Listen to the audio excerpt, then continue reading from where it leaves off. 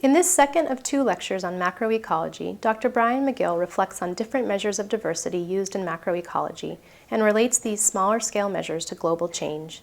He frames the question around the impact of climate change on biodiversity and notes that measures of changes in biodiversity will differ depending on the spatial scales over which they are measured. He notes that one challenge for macroecology is to communicate the spatial aspects of change in biodiversity to policymakers and the general public, who tend to think about conservation in terms of temporal scale.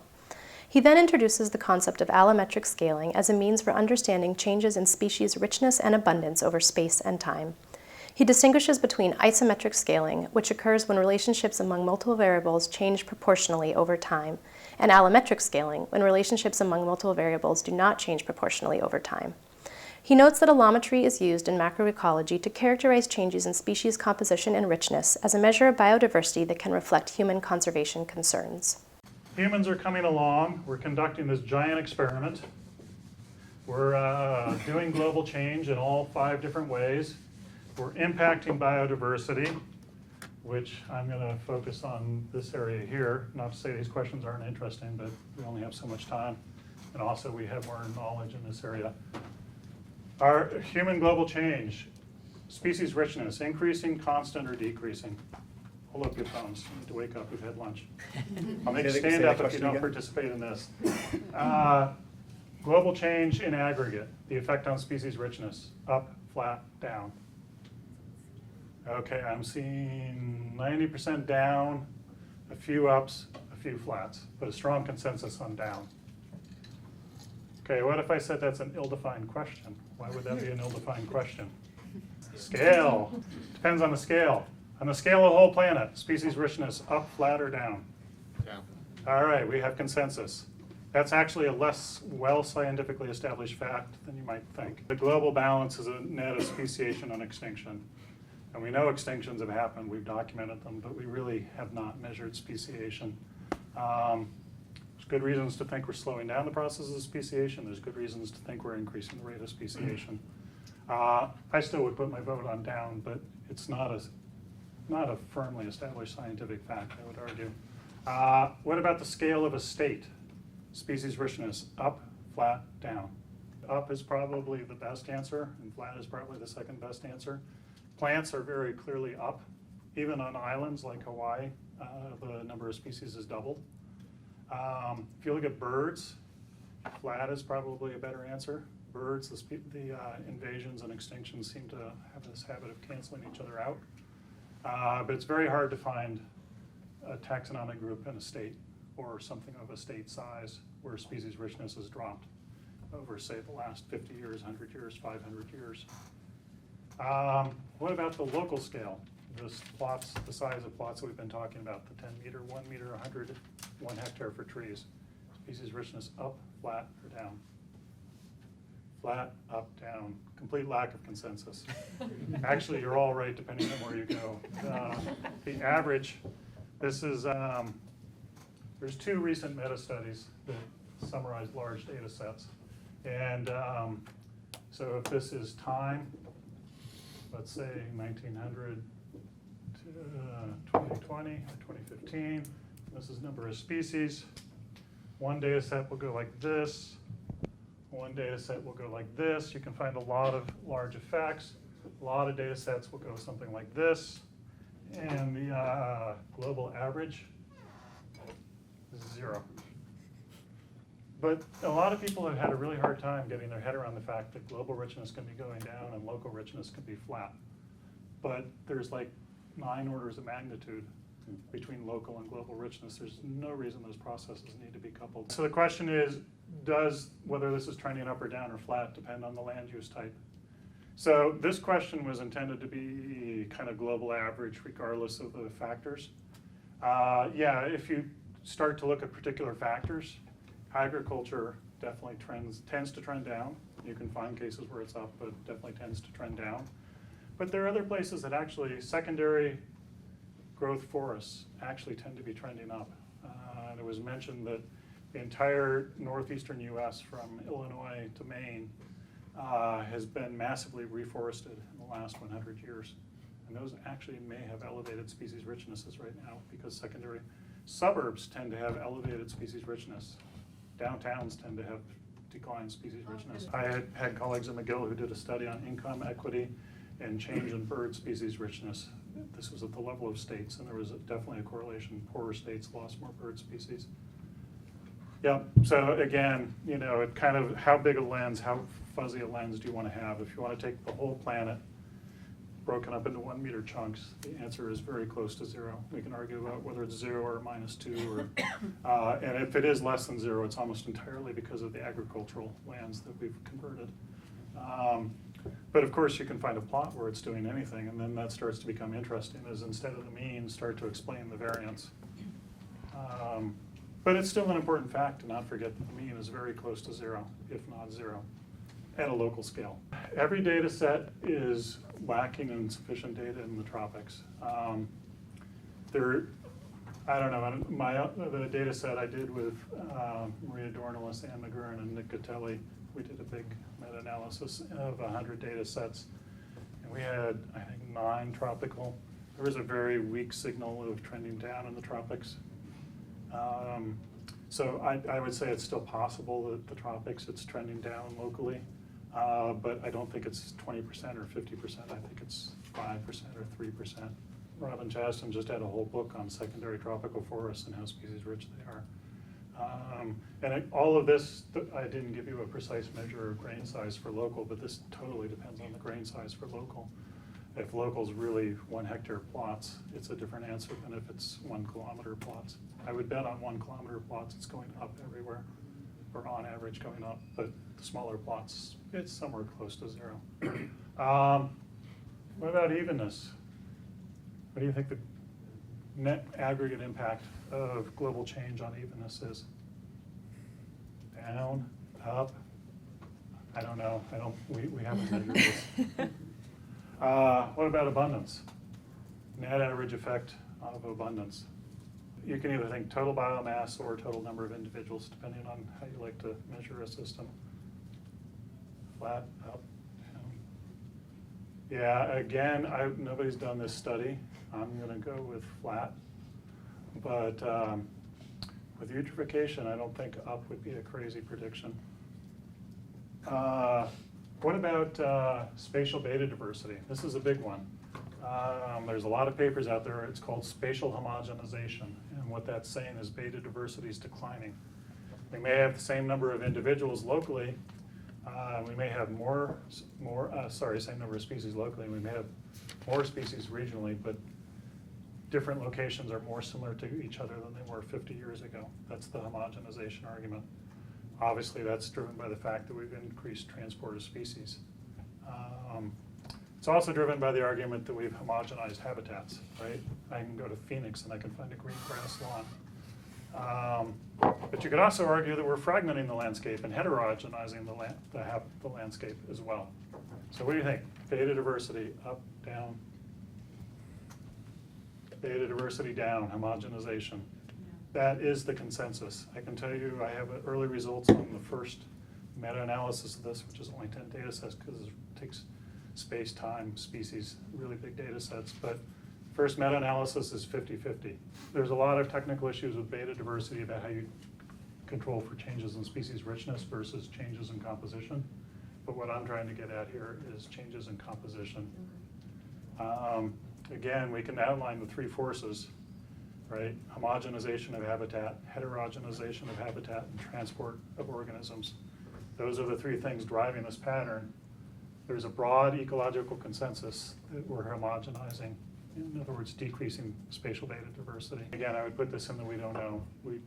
Using our big data set that we used to do this analysis, we took the 11 data sets we could find, and it was 6 to 5 homogenization versus hetero. Most of them had changed.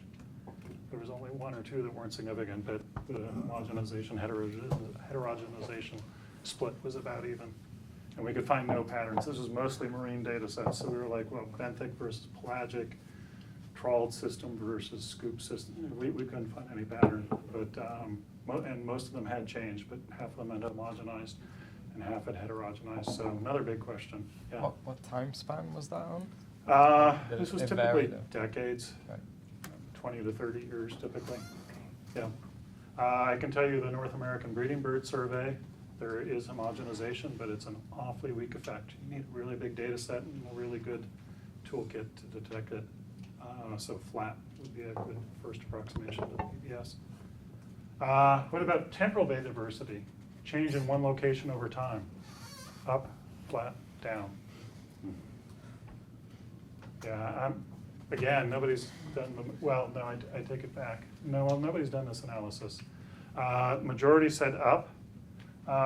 So in the same paper that I described here with Maria and Nick and Ann, we also looked at this. So we looked at similarity, and this was change in time, number of years apart.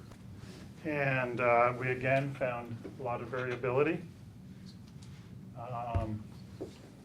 But the aggregate, on the aggregate, we found change in similarity with time at a rate of 10% of the species changed every decade. So now the question is, what do you compare that to, right? And what we did is we compared it to some null models, and this is way orders of magnitude faster than null models. So this is not just sampling effects. But that still leaves two hypotheses. One hypothesis is natural exogenous drivers like natural climate change is causing these turnovers, and the other is that humans are causing these turnovers. So what you would really like to do is, this is getting into second derivative complexity, but you would like to compare temporal beta diversity today with temporal beta diversity 100 years ago.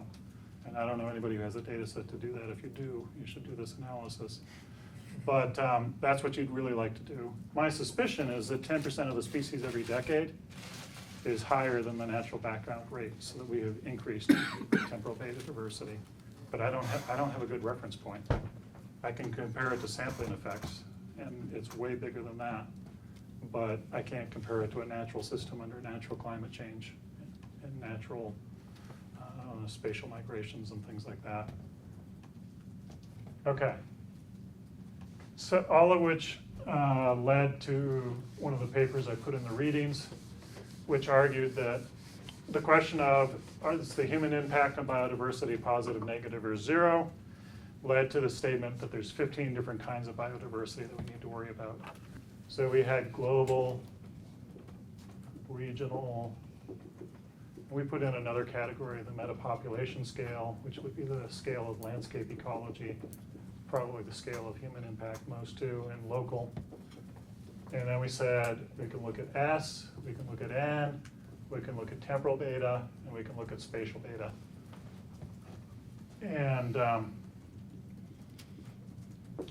this, of course, fills out a grid. Temporal beta actually only occurs, no, spatial beta only occurs between scales, so that's how you end up with 15 instead of 16 measures. But we said there's 15 different measures, and then we tried to give our estimate of what we think is happening, and more than half of them we didn't even have a guess.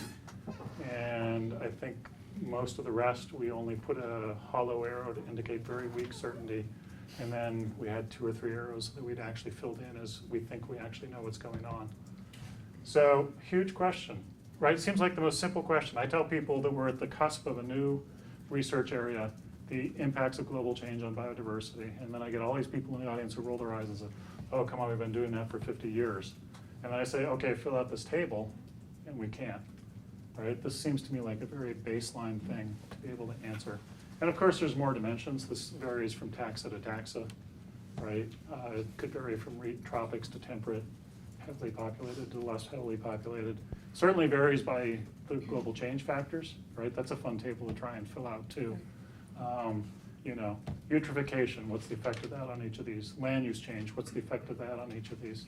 So there's more dimensions than this, but at a minimum, you know, on a global average, there's 15 different questions to what's the effect of humans on biodiversity or global change on biodiversity, of which only a couple of these are populated. That's been a huge part of the controversy since those papers came out. I call it the parking lot cornfield question. So the analyses we did were, we wanted to take time. There's 2 ways to analyze this. One is to actually take one point in land and follow it through time. And if you're lucky, you have 100 years. And I think we required at least 10 years, right? And follow it through time and look at those trends. Now the obvious benefit of that is you're actually measuring change through time, right? The obvious problem with that is ecologists tend to stop before their thing turns into a parking lot or a cornfield, so it's a spatially biased sample. Okay, the other way to do this is to go out and do what's called space for time substitution. And these are experimental manipulations. So you have, plot A that you don't touch and plot B that you do nitrogen deposition, or plot B that you introduce an invasive species was introduced, right? So it's more experimental, it's more controlled, but it's got two huge problems. One is it's got space for time, because you're not comparing you're comparing two different sites, and so if you're well designed, you probably control for the fact that you're measuring in space instead of time, but if you're not well controlled, they can easily get confounded. Another thing is you're not measuring the aggregate effect of all human impacts, you're measuring the effect of the one thing that you manipulated. And it's not at all obvious how those all add up together, right? Eutrophication could go in the opposite direction from land use change. Yeah, and so the biggest study that took that approach was a paper by Newbold et al. And they came back with, they confounded changes in abundance with changes in richness. But if you control for changes in abundance, they found an 8% decline global average. And so those cornfields and parking lots did indeed have drastic declines in species richness. Parking lots are honestly a very small fraction of the planet, much as they seem big to us. Cornfields are a very large fraction of the planet. They were the main driver of that 8%. And they were counterbalanced by suburbs and secondary growth forests, and as well as some other places that just didn't have a big change one way or the other. So they got an 8% global average. There's some ways I think their study was biased as well, aside from the fact that they were focusing on specific changes and had space for time. They took the decline in species richness from a tropical forest turned into a cornfield and applied that into an average of all of the prairies turned into cornfields. And I think that's pretty clearly an overestimate of the decline. And most of the places turned into cornfields are prairies and not tropical forests. So to me, the answer is between 0% and 8%, even if you include the parking lots and the cornfields. But that's been a central question of debate for, it was a whole ESA symposium I helped organize this. So, just to go back, the thing I meant to say and I didn't say is, to me, what this conversation really emphasizes is there's no such thing as the impact of humans on nature, right? It's complex, it's multidimensional, and more than anything else, it's probably about composition and which species are there and which species aren't there. And so, to me, that means we need to start having normative, value-related discussions. If we want to talk about the impacts of humans, is it okay that the local warbler has disappeared and the robin has come in? Is that a good thing or a bad thing? That's the primary change that we're having. It's not that we have fewer species or more species. Sometimes more individuals, sometimes less individuals. Maybe we're having a giant effect on spatial beta diversity or temporal beta diversity. We don't know that yet. But in the areas we measured, our biggest effect is changing composition. Who's there? Not how many are there. And that's a whole different conversation to have in a public policy arena. But I think it's the conversation we need to be having. Am I okay with a rare black-throated warbler or black-fold warbler or Blackburnian warbler? I can tell I don't know my birds that well, but am I okay with a rare warbler, one of those pictures that Dan put up on the Christmas card? Am I okay with that being gone and a robin having come in? Because that's the change that's happening. One table, we mentioned the fact that the applied branch of ecology is called conservation, right? It's about preserving what was there before. And that, of course, immediately raises the point, well, what is the right point in time to conserve? Was it 100 years ago? Is it when I was born? Was it pre-European arrival? Was it pre-human arrival? Was it 20,000 years ago when the glaciers were just 100 miles north of here and my home was under 2 miles of ice? What is the right point? I personally think the conservation paradigm is very hard to actually operationalize, because the baseline, what is the right baseline question, immediately comes in. I would argue there's no way to avoid the normative question about what do we want to protect and conserve, and you're going to have diverse opinions on that question. And this evidence about what are we doing to the planet, I think, only pushes us more and more in that direction. We are not, much as we'd like to say, You know, the net ecosystem function of the planet for humans has clearly increased over the last 1,000 years, right?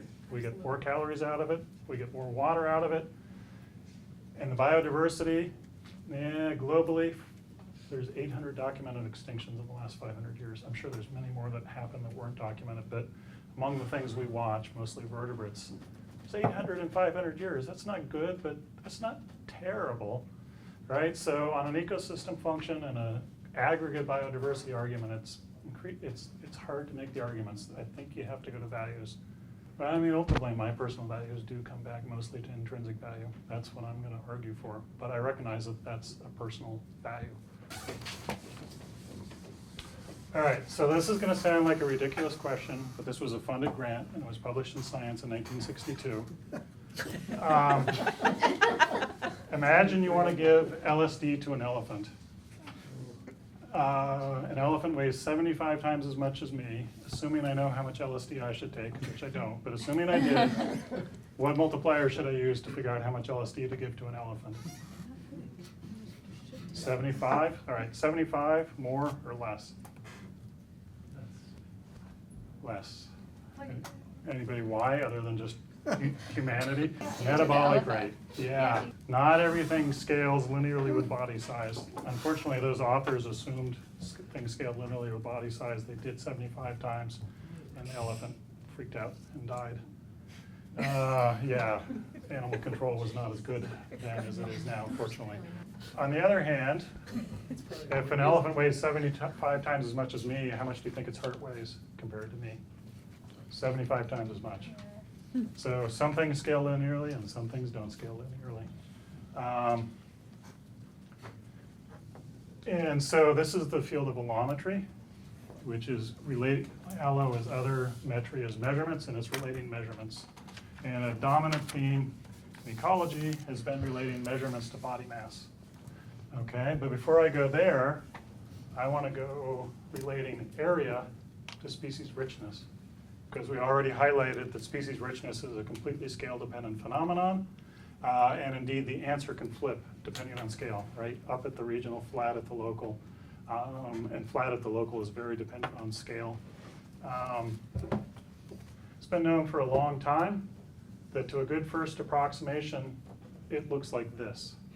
It's an increasing, decelerating curve, right? And it's also been known for a long time that a very simple formula to describe this is a power law, S equals CA to the Z.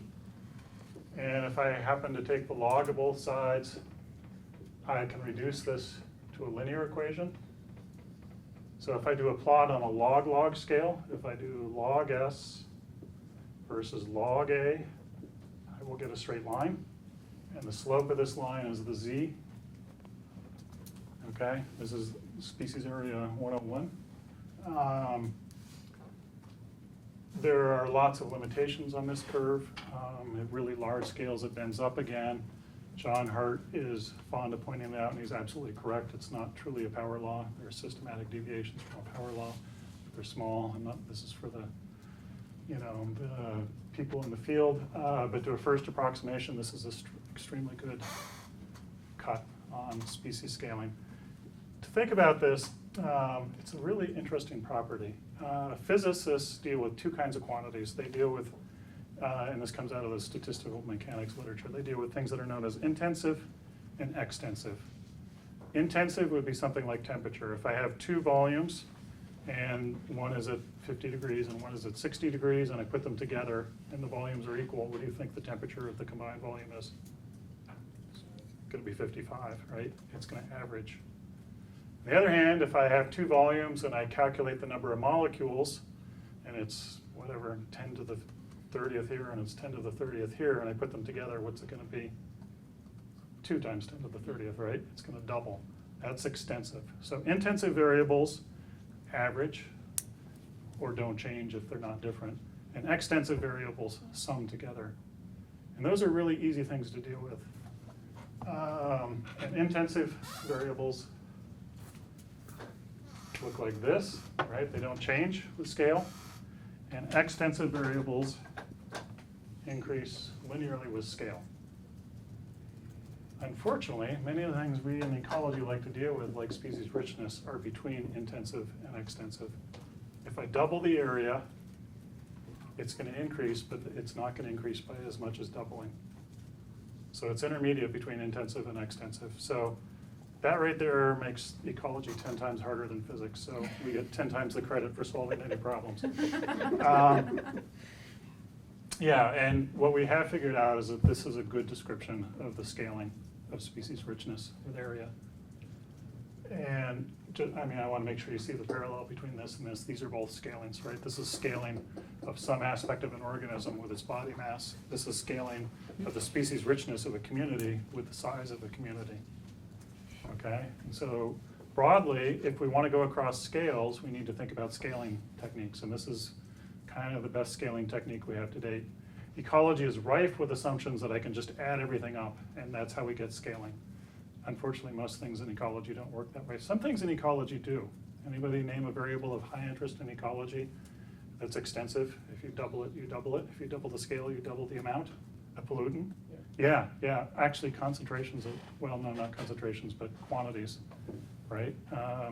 Energy is another one, right? If I have twice as big an area without knowing anything else, first approximation, I double the energy flow, right? Abundance of individuals of a species. Again, to a first approximation, they've doubled. So some things do scale nicely, but a lot of things don't scale nicely. And species area is one of them. This is a species area relationship.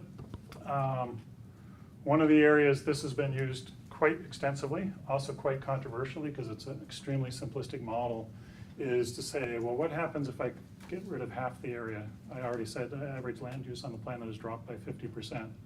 I can actually use this equation, right? So if I have S original is equal to a constant times the area original, and then I have to assume the processes don't change, and the processes are captured in C and Z, right? S new is equal to C A new to the Z, right? And if I want to know what's the fraction of new species to old species, it's just equal to C A new to the Z over C A old to the Z. C's cancel out, and it's going to be equal to A new over A zero to the Z, right? So this tells me if this is 50%, my change in species is going to be 50% to the Z, right? Very quick and dirty. It's got 1,000 assumptions. It's almost certainly wrong.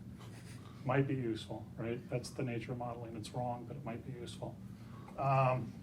For a lot of scales and for a lot of systems, something in the ballpark, there's a claim that this mathematically has to be 0.25. That's not true. But in the ballpark of 0.25, that's actually close to true. Again, for some groups of organisms at some scales, at larger scales, this number changes, but over landscape scales, 0.25 is a pretty good guess. So if I cut my area in half, this is actually the same as taking 1/2 to the 1/4.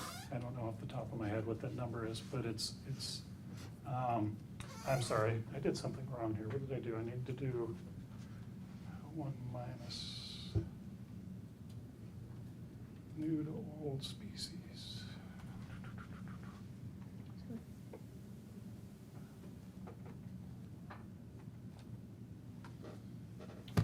Is new a half of what it was before?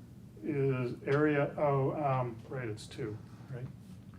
Area new is 1/2 of area old. That number, well, no, I think that's right. Actually, that's right. Yeah, so if I punch this into a calculator, it's going to be some number between 1/2 and 1, right? That's fractional powers of fractions. So the point is my species is not going to drop by 1/2. It's going to drop by less than 1/2. And in particular, if I come back to this curve, you know, if my starting point is here, and I cut things in half, I actually don't lose as many species as you might think.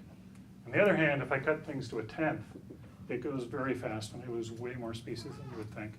So that's a very simple principle that comes out of the scaling of species richness, is that it's an accelerating process. I can get rid of 30% and not have a huge impact on the species richness. Of course, it might depend. If I cut down the tree that has the rare, epiphytic orchid, then I've, had a drastic effect. So we're back to composition. But at a gross aggregate community level, a little bit of land use does not have a big effect on species richness. A lot of land use has drastic effects. It's an accelerating effect. There's been a huge literature. Stuart Pym and Ashworth put this idea out. It's been measured, and a lot of times it actually overpredicts species loss. And then you get into a big debate about, well, those things are going to go extinct. It takes time for things to go extinct. This is ecologically, empirically true. We know it takes time. And of course now, we no longer know which is going to go. So it's very hard to actually test this theory rigorously. Tends to overpredict is what we've discovered so far. But whether that's a true overprediction or just a temporally delayed overprediction, we don't know right now. But this is one way to use scaling of species area. So now I wanted to switch to scaling with body mass. And we've already covered a couple things. Most of the organs in my body, my liver, my heart, my lungs, I think my brain, all scale what's known as isometrically, same scaling. In other words, linearly. So if it's 5% of me, it's 5% of a mouse and 5% of an elephant. There's one thing in my body that does not scale isometrically. It has to do with support. Your skin? Metabolism? Metabolism, so that's a rate, but I'm just thinking about organs or body parts. Your skeleton. My skeleton, yes, support does not scale linearly. It requires more and more support to hold up a body of increasing size. So an elephant, I don't know what percentage bones are in my body, but if bones are 10% of the weight in my body, they're more than 10% of the weight in an elephant, and they're less than 10% of the weight in a mouse. Okay? So now I want to talk about metabolic rate, which several people have mentioned. Anybody want to define metabolic rate? It's energy flux through my body. It's the amount of energy being consumed in my body. One way to measure it is to put on a mask and measure the amount of oxygen depleted. And so oxygen consumption is a measure of metabolic rate. Ultimately, it's put into measures of energy, joules per second or something like that, or watts. Anybody want to guess what in watts, what's the metabolic rate of a human? I already told you, so no guessing. It's 100. It's right around 100, says the person from the Jim Brown lab, right? Yeah, that's a kind of shocking number. This light's probably taking more wattage than I am right now. But the point on this is that if I plot log m versus log energy flux or metabolic rate, it's a scaling relationship. So assuming it's a power relationship, I will get a straight line. And this line will have a slope of 3/4. And that's a surprisingly robust number. There are some exceptions. Seedlings of trees don't appear to follow this, neither do bacteria. But this is this was done by Kleiber way back in the 1930s. He made what was called the mouse to elephant curve. So he had everything from a few grams to an elephant at 10 tons. And the R-squareds on these things are incredible for an ecologist. They're above 0.9. Of course, it's on a log-log scale, but let's ignore that for a minute. But the R-squareds are very strong. This is a highly predictive property. Notice 3/4 is less than 1. So this is sub-isometric, also known as sublinear, which means that if I plot this on a non-log-log scale, I'm going to get a graph that looks like this, the same as the species area relationship. So one of the implications of this is mass-specific metabolic rate. The metabolic rate of 1 gram of tissue in me is higher than the metabolic rate of 1 gram of tissue in an elephant, and it's lower than the metabolic rate of 1 gram of tissue of a mouse. Okay, my total metabolic rate is higher than a mouse and less than an elephant, but my mass-specific metabolic rate goes down as you get bigger because this is sublinear. Okay, and like I said, this 3/4, for a long time people thought this would be 2/3. Anybody have a guess where the 2/3 would come from? Surface area to volume, right? Surface area goes up with the square of length, volume goes up as the cube of length. So, but all the way back to Kleiber in the 1930s, it is much, much closer to 0.75 than it is to 0.66. You know, and there's variation, but 0.75 is an amazingly good number to put in here. And again, bacteria and some other weird function groups, it doesn't necessarily apply. But, and people have now done curves where they have single-celled plankton up to blue whales, and they fall on this curve with an R-squared of 0.9. This curve doesn't work so well if I want to predict 3 different species of warbler within a single genus. The R-squareds are terrible. But if I'm going across a large range of scales, it works incredibly well. So there's all sorts of places you can go with this. A lot of things that are related to energy scale to the 3/4. So for example, growth rate scales to the 3/4. Food consumed scales to the 3/4. Offspring production in units of mass scales to the 3/4. Population growth rate, the lambda that Bill was talking about, scales to the 3/4. On and on and on. Notice that this is in units of time. So this is joules per second. So just very naively, if I take the reciprocal of that, I would get something in units of time. And it turns out many time-based measures scale as mass to the 1/4. So for example, lifespan scales as mass to the 1/4. Time between heartbeats scales as mass to the 1/4. And on with time-based measurements as well. Population cycle lengths for things that have population cycle scales as mass to the 1/4. So this is sort of a magic number, and you get R-squareds of 0.9 on all these things. So when ecologists see an R-squared of 0.9, they pay attention. But the point I wanted to now make is in the Betancourt paper, social scientists have started to look at scaling with size. And the Betancourt paper is a fascinating paper looking at city size. So again, they had city size. It wasn't mass anymore. It was actually, I believe, population size. And they plotted a bunch of things. Before I go into cities, I want to make one more point. Melanie Moses with Jim Brown, has a paper where they plot, fertility, which is, I believe, in number of offspring versus time. So this is divided by mass, right? Because offspring is proportional to my body size. So it actually has a -1/4 slope. It looks like this on a log-log scale versus body size. And all mammals fall on this nice line with a slope of 1/4. And then all primates are lower. Primates, on average, have lower fertility than mammals. So the intercept changes, but the slope is unchanged. All right, and all these different monkeys and gorillas and things are on here. Where would you guess subsistence living humans fall on this axis? They're right here. No different than a primate. And here's the wild thing. Where would you guess a modern American human falls on this axis? They're actually on this line if you take into account all of our energy, including oil, electricity, and everything else. So it's no longer energy flux through our body, but total energy flux per capita, we fall exactly on this line. And if you go take a poor country like, Chad, and a rich country like the US, and you plot them based on the energy consumption per capita, again, this energy consumption is now oil and electricity. We fall on the exact same line as primates.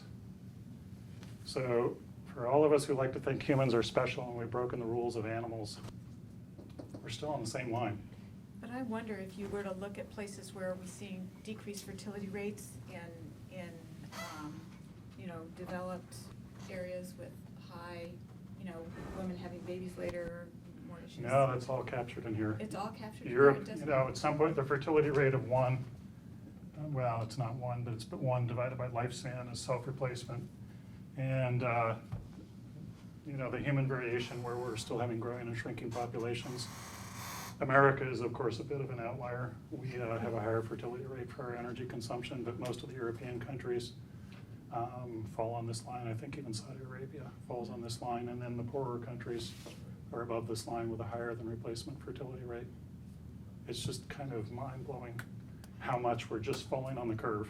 And all of this, you know, literacy rates and education rates, and Americans don't have kids because we have to send them to college and all this stuff, we're right on the line. You take our total energy consumption, we're right on the line. All right, so now I want to go further to cities. So a bunch of different factors as a function of city size. Let me start with an easy one. Number of gas stations. How do you think that scales? I just told you energy in humans is no different than energy other places. So how do you think energy? Sublinear with an exponent of? 3/4. 3/4, yes. Gas stations in a city scale as a function of 3/4. How do you think number of jobs scales with a city? Linear, yes, with a slope of 1. How do you think number of houses scales with a city, with city size? Are you talking like individual houses? Total or number just of housing units? units. Housing units, yeah, so apartments are 1. It's gonna be linear, right?